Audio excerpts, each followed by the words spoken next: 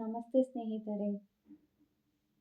ಪ್ರತಿಯೊಬ್ಬರಿಗೂ ಹಣಕಾಸಿನ ಸಮಸ್ಯೆ ಇದ್ದೇ ಇರುತ್ತೆ.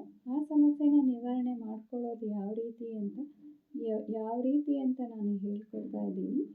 ಇದನ್ನು ಪ್ರತಿಯೊಬ್ಬರು ಫಾಲೋ ಮಾಡ್ಕೊಳ್ಳಿ. 100% ನಿಮಗೆ ರಿಸಲ್ಟ್ ಕೊಡುವಂಥದ್ದು. ಚಿಕ್ಕದಾಗಿ ನಾನು ಸರಳವಾಗಿ ಹೇಳ್ಕೊಡ್ತೀನಿ. ನೀವು ಮಾಡ್ಕೊಳ್ಳಿ. ಪ್ರತಿಯೊಬ್ಬರು ಈ ಒಂದು ವಿಧಾನವನ್ನು ಅನುಸರಿಸ್ಕೊಳ್ಳಿ.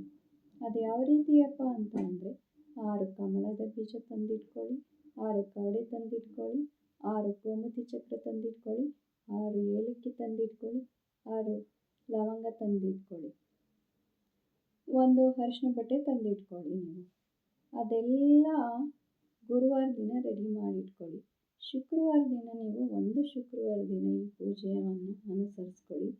ಅದು ಏನು ಹೇಳಿದೆ ಅದೆಲ್ಲ ಏನೇನು ತಂದಿದ್ದೀರಾ ಅದೆಲ್ಲ ಅರಿಶಿನ ಬಟ್ಟೆ ಒಳಗಡೆ ಇಟ್ಬಿಟ್ಟು ದೇವರ ಮುಂದೆ ಅದಕ್ಕೆ ಅರಿಶಿನ ಕುಂಕುಮ ಅಕ್ಷತೆ ಹಾಕಿಟ್ಟು, ನಿಮಗೆ ತಾಯಿ ಹತ್ರ ಲಕ್ಷ್ಮಿ ಸ್ವರೂಪವಾದಂಥವು ಇವೆಲ್ಲ.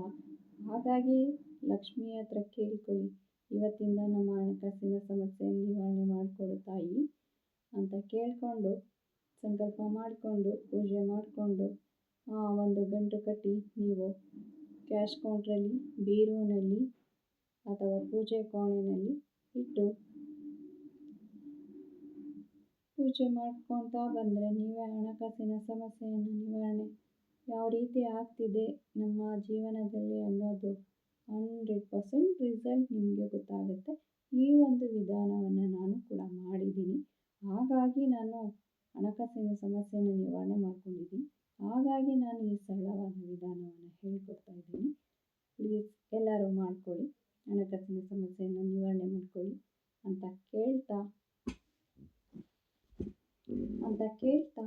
ಈ ಒಂದು ವಿಡಿಯೋನ ಇಲ್ಲಿಗೆ ಮುಗಿಸ್ತಾ ಇದ್ದೀನಿ. ನಿಮ್ಮ ಪ್ರೀತಿ, ವಿಶ್ವಾಸ, ಪ್ರೋತ್ಸಾಹ ಹೀಗೆ ನಮ್ಮ ಚಾನಲ್ ಮೇಲೆ ಇರಲಿ. Please support me. ಲೈಕ್ ಮಾಡಿ, ಶೇರ್ ಮಾಡಿ, ಸಬ್ಸ್ಕ್ರೈಬ್ ಮಾಡಿ. ಈ ಒಂದು ವಿಡಿಯೋ ಇಷ್ಟ ಆದರೆ ಥ್ಯಾಂಕ್ ಯು.